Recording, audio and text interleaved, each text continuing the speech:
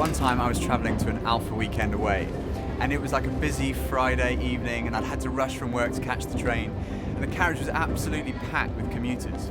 And it was London, so obviously everyone was avoiding eye contact. And as the train pulled away, you could hear just one person's voice. It was this woman who was talking on her phone, and everyone was pretending not to listen, but you could tell that they really were. And she was talking to her boyfriend, and the conversation wasn't going very well. In fact, it soon became really clear that she was about to break up with him. And her voice was getting louder and louder, and finally she said something that I have never forgotten. She said, "If you've been living in London for 7 years, and the only person you know is me, that is not my problem." And then she hung up. It was one of the saddest things I've ever heard. Even in a big city with so many people around, you could still be lonely.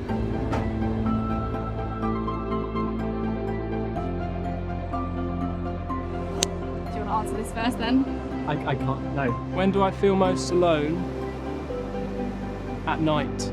Feel most alone when feeling misunderstood. Probably in a crowd of people, to be honest. I think a lot of times, even when you're with people, especially when there's a strong disconnect. I think it's mainly when I'm doing something that I don't know how to do, mainly when I'm in a classroom. That's not really my forte. I feel alone when I'm with others because I'm changing my way of doing or being to please them.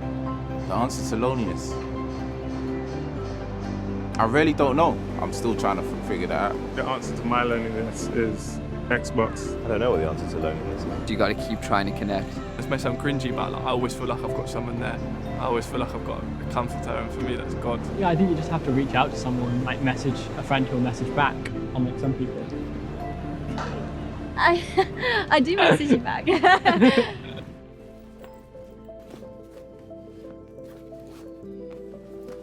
There was an article in The Big Issue, a magazine that supports the homeless in the UK, and it said, "Most people's image of loneliness is of a frail old lady stuck on the 24th floor of an apartment building. The reality is a fashionably dressed guy trying desperately to make conversation with a girl stood next to him in a bar. Being surrounded by so many people only compounds the feeling of isolation." Mother Teresa said, "The greatest problem in this world is not starvation. It's loneliness. There is this cosmic loneliness, being in God's world without living in a relationship with Him. Someone once described loneliness as a kind of homesickness for God. But the amazing thing is, when we're in a relationship with the Holy Spirit, with Jesus, we're never alone. He's always with us." By way of introduction to the topic of the Holy Spirit, let's look at one verse. In John 15:26, Jesus says, "When the Counselor comes, whom I will send to you from the Father, the Spirit of truth, who goes out from the Father, He will testify about me." Jesus says He will testify about me. The Holy Spirit is not a something, He's a someone. He's not a force, He's a person with all the characteristics of personhood. He has an intellect, He thinks, He speaks, He can act, He can guide people, He can be grieved and saddened. He knows, He desires, He has a will, He chooses. And most important of all, He loves. He loves you. So, the Holy Spirit is a person. But what does He do? Jesus describes Him as the Counselor. The Greek word that Jesus uses is parakletos. That literally means the one called alongside. It's sometimes translated the advocate, the one who comes alongside you in a court. Sometimes the encourager, the one who comes alongside you to encourage. Sometimes the comforter, sometimes the helper. But literally, as I say, it means the one called alongside. So it was the word used, for example, when a little ship got in trouble on the Mediterranean Sea, they would send a big ship to draw alongside it, to lead it to the safety of the harbour. That big ship was called the Parakletos. One of the people who explained this to me most clearly was Father Raniero Cantalamessa. He's the preacher to the papal household. He's been the personal preacher to the last 3 popes. I used to be professor, And the doctrines about Jesus were my field of specialization. So I read and wrote a lot about Jesus. But when the Holy Spirit came in a new way in my life, it was in America, in the United States, in New Jersey, then I discovered a new Jesus. It's a Jesus who is alive. It's a person. It's not a personality. It's a person. A person is somebody with whom you can speak, to whom you can speak. And Jesus said, if anyone has thirst, let him come to me. So what we need is thirst of the Holy Spirit, not fear of the Holy Spirit. Not be afraid. It's an act of faith. The Holy Spirit is called Paraclete, which means comforter and advocate. Should we be afraid of our comforter? I read this story about a 24-year-old guy called Alan Anderson who was in a light aircraft. And there were only two people in the plane, this guy Alan Anderson and the pilot. And as they were flying, the pilot suddenly dropped dead from a heart attack.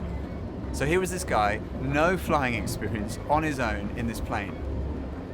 Well, he managed to get out a Mayday emergency call, and a guy called Robert Legg, who was a flying instructor, responded to the Mayday call and caught up with him 2,000 feet above Penarth, near Cardiff in Wales. And at the same time, there was an amateur radio enthusiast called Howard Day, and he was listening into their conversation, and he recorded everything that they said. The first thing that Anderson said when he saw the instructor coming alongside was, "I can see you." To which Legg, the instructor, said, "Okay, just listen to my instructions. Take the throttle and pull it slightly until the RPM drops down to about 2,300. Anderson says, "Well, which is the throttle?" So Legg replies, "Okay, there should be a black lever in the center of the panel. That's fine, just let the airplane fly itself." And Anderson goes, "I wish it would." And then Legg says, "Read the airspeed. The airspeed's 105. Okay, well look out to your right-hand side. You can see me, just relax." And then Anderson says, "Are we going down?" And Legg replies, Yeah, we are shortly. Just bank gently to the right. We're aiming for that wide tarmac airstrip to the right of the red and white lights. Can you see it?" "Affirmative." "Okay, we'll reduce the power slightly. What's your airspeed now?" It's about 100. "Okay, we'll pull very gently onto the control column and then close the throttle. And just hold it there. Pull very gently back and hold it there. Hold it, hold it, hold it, hold it, hold it. Hold the control column back. That's it. Okay, and relax.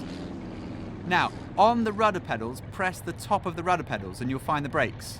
Press both the rudder pedals together and you'll find the brakes." "I can't find the brakes."